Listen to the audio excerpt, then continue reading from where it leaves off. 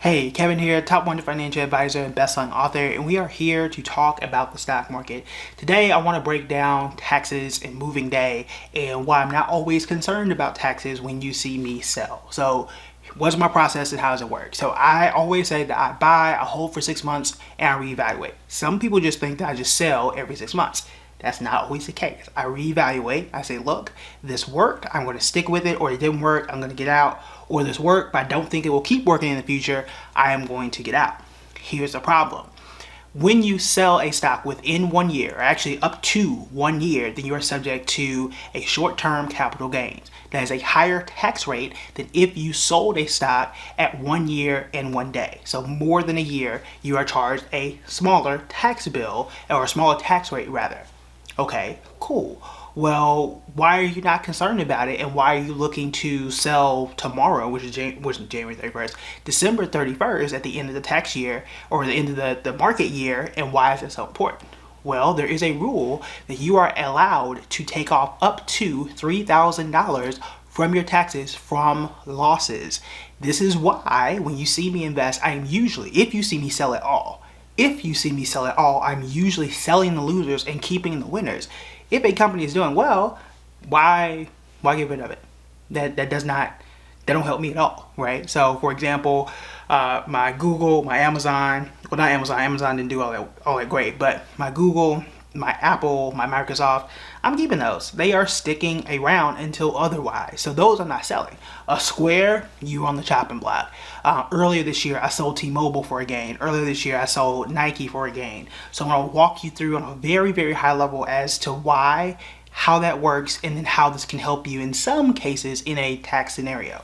So I'll also tell you this, I was not an accountant by trade. This is a very, very simplified version. If you want more niche tax advice, talk to your tax person. Okay, this is just just want to teach you the concept of it, and then you can take it and the lesson will be yours. Okay, so we're gonna break this down on the whiteboard and show you how this works. All right, so let's say here that you started with $10,000. Okay, in this example, I invested, $10,000 in Nike, T-Mobile, and Square. So let's say that I made $1,000 in Nike.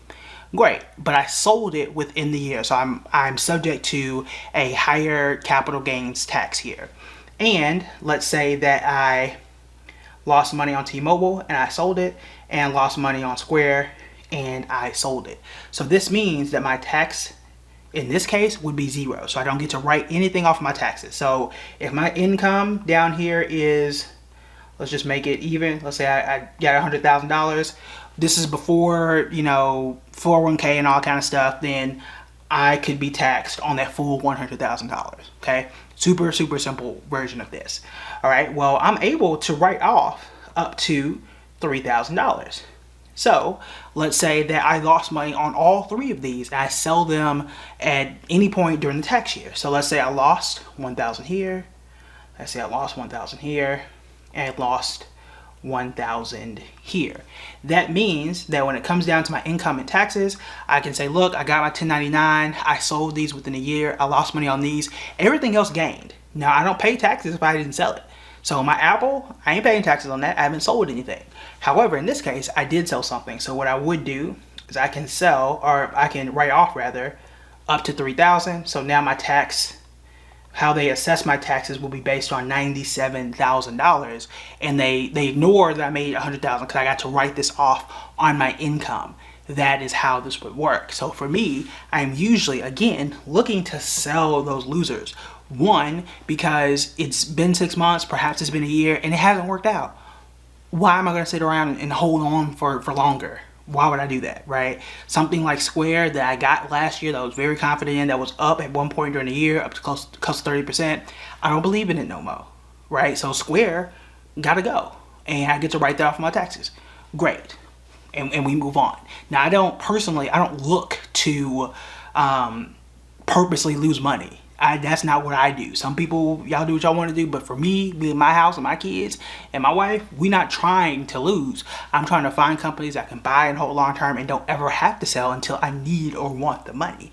But in this case, right, it's not doing well for me. I think I can do something better. So I sell it now. I'll take that $1,000, whatever the loss is. I'll get my 1099, and when I file my taxes, I get to take that off of my income, which may help me to alleviate any tax bill that may or may not be there. What happens if it's more than $3,000? Well, that's too bad.